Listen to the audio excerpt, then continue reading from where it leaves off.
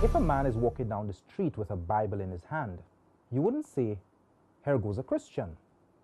If a Japanese man passed you by, neither would you say, "Good morning, Buddha." And if an Arab looking man with a full face of beard approaches you, you wouldn't say, "Here comes Muhammad." So why is it that every dreadlock sporting person is deemed a Rastafari? Do we truly understand, or as the Rastas would say, overstand what it truly means to be Rastafari? With modernization has come the revision of Jah laws for the convenience of man, with a mixture of fashion and fakes, intermingled with 12 tribes, with Bobos and Nyabingi. Who is truly reflective of the authentic livity of Rastafari?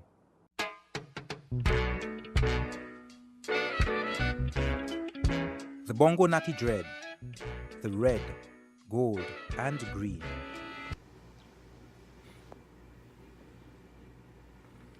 Peace world, what it do, man? This your boy 7 from Adam, man. Back to you with another video. Let me reason with you on today, man. The title of this video is While I'm Not a Rastafarian, or While I'm Not a Rasta, but I respect the livity.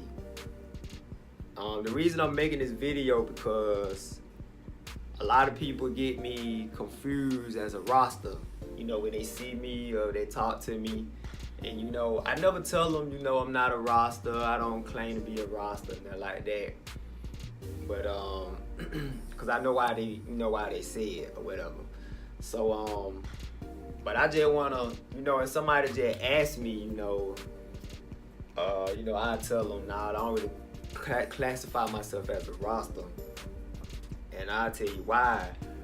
But I just want to make this video to show you, why me personally, why I don't call myself a Rasta, but I do follow a lot of the liberties that they, do or whatever. So with that being said, let's get to it. First of all,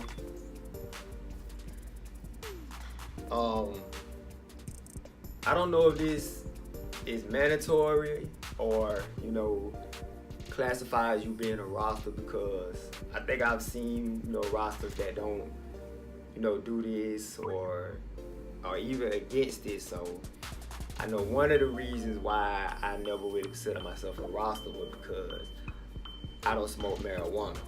You know what I'm saying? So I know that's a stereotype that anybody that smoke weed or marijuana, ganja, or whatever you want to call it, that they Rastas or whatever, and actually that's a stereotype that I've had, a long time ago when I first came across, Rastas. I thought that was, weed smokers or whatever, I called them Rastas. So you see anybody that's smoking, Rasta, you know what I'm saying? Same thing with the dreads or the locks or whatever, call them a Rasta. So but the older I got, the more wiser I got, I started to notice that it was a lot of people that classify themselves as Rastas that they go against, smoking marijuana or whatever. And that would be like one of the first reasons. That's not really the main reason, but that's one of the first reasons why I never really consider myself as a Rasta. And another reason, this probably is the biggest reason, is the Haile Selassie situation. I don't hold or classify Haile Selassie as, God or the incarnated Christ or the returning Messiah, or, however, they pretty much look at Haile Selassie. I don't look at him like that at all. Like, I just look at him as just a historian figure that was a big influence on the Jamaican, the African nation or whatever like that. I look at him just the same as I would look at Malcolm X, as Marcus Garvey, any of the legends, MLK. And then I don't even know if I can put them on their level because I really haven't heard a lot what Haile Selassie did, you know, and that could just be my ignorance or my, you know, not knowing a lot. Because I've never seen like no speeches from him or never watched no, you know, video where he's talking or anything like that, like I've done MLK and Malcolm X and Marcus Garvey. So, but I've only, you know, seen cosigns, you know, what people say about him and how he's from the, I think the lineage line of Solomon. That's why they say he's like, you know, the returning Messiah. And I know where Marcus Garvey say about, you know, someone's gonna come up that's gonna, you know, rescue the African Americans, and so much, whatever like that. But I don't look at Haile Selassie in that way that Rastas look at him. I look at it another way, like, from my understanding, Haile Selassie was trying to get the Jamaicans and the Rastafarians to convert to the Ethiopian Orthodox Church. And I don't think I ever heard anything where they were saying that he pretty much classified himself as what people say he is, you know. He never, you know, equaled himself to the Most High. Never said that, you know, he was this person or that person.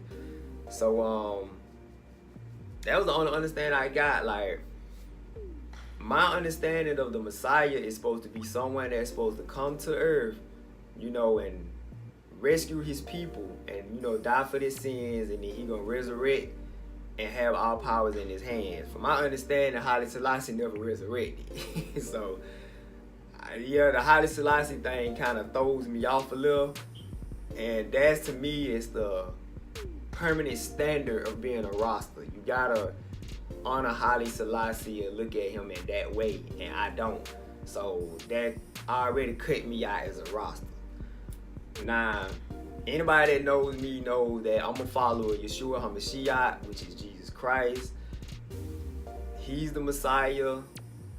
In my view, he's the Messiah. He's the person that we need to be, you know, praising and worshiping and all of that. And I ain't finna get up here and preach and say all this and that, because I know it's, you know, a lot of people, our people, you know, don't believe that, and then there's a lot that do. But, you know, that could be another story or whatever.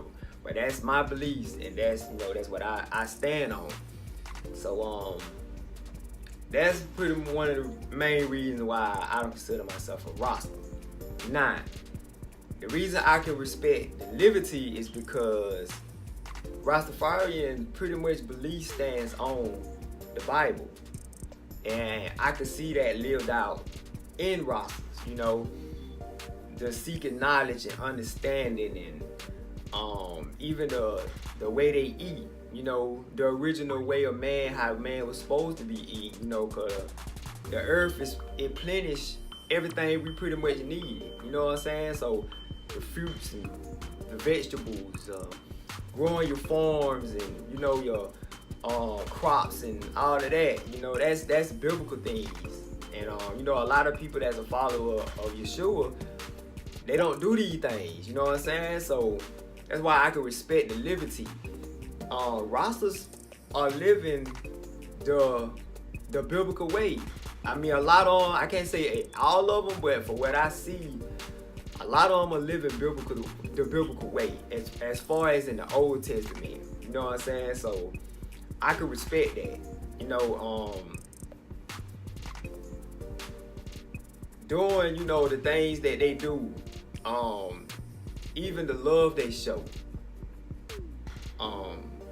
All that type, you know, everything I just said is just, I can respect the liberty that they, you know, that they promote.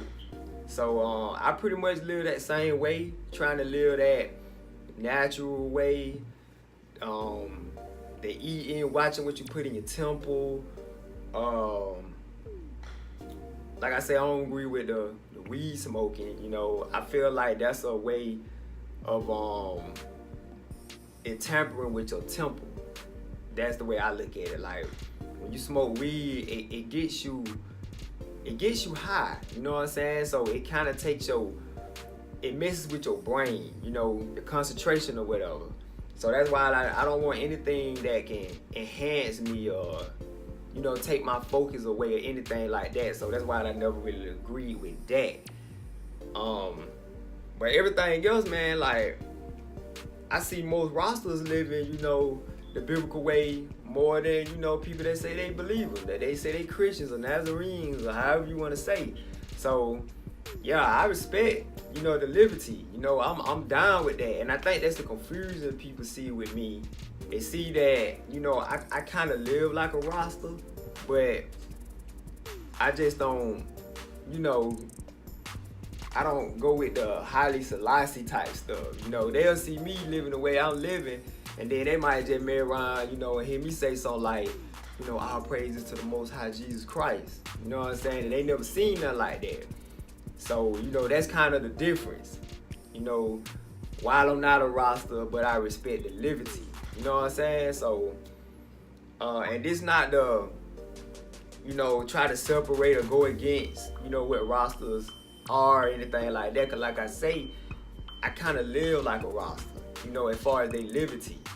But, you know, I just don't hold to the Haile Selassie thing, which is kind of like the main focal point of being a Rasta, if you get what I'm saying. And, but yeah, man, that's pretty much it. You know what I'm saying? I just want to explain that.